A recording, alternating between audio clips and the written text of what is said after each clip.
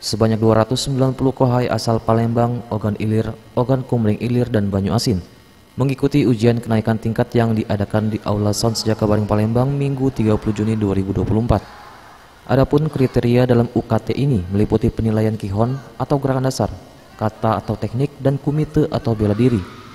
UKT ini sendiri bertujuan memberikan standarisasi dan evaluasi dari para kohai yang sudah berlatih selama 6 bulan. Selain itu, ajang UKT ini dijadikan Pengprov Sindoka Sumsel sebagai talent scouting untuk bisa mewakili Sumatera Selatan dalam Kejurnas Sindoka di Jakarta bulan Agustus mendatang. Ketua Pengprov Sindoka Sumsel juga menargetkan Sumsel bisa meraih 3 besar dalam Kejurnas ini dengan mengirim 30 atlet yang akan mengikuti semua nomor pertandingan yang berpotensi medali. Cukup berkembang pesat, jadi adik-adik kita memang stressing. Pertama, kegiatan-kegiatan ini akan menuju pada puncaknya Kejurnas Sindoka di Jakarta pada bulan Agustus.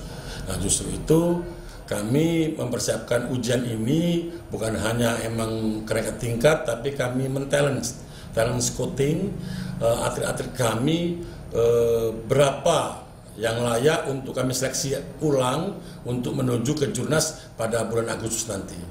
Target kita pada hari ini 3 besar, ya 3 besar dalam artian kata karena itu seluruh Indonesia, dan kita berusaha karena tempat juga di Jakarta, mungkin kita akan mengirim secara full tim seperti itu. Sementara itu, Ketua Panitia UKT berterima kasih atas perhatian dan support dari Pengprov Sindoka Sumsel, sehingga para atlet yang dipersiapkan sangat antusias dalam UKT maupun seleksi ini. Harapan kami, kegiatan ini karena rutin dan kami terus mengevaluasi dari setiap pertemuan, dari setiap ujian ada kenaikan, baik itu jumlah maupun fasilitas ataupun kualitas. Jadi kami di sini alhamdulillah Ketua Umum Sindoka Sumatera Selatan sangat peduli, sangat mensupport. Jadi atlet yang sekarang dipersiapkan sangat antusias dan mempersiapkan untuk kegiatan ini. Eza PM, Sriwijaya TV.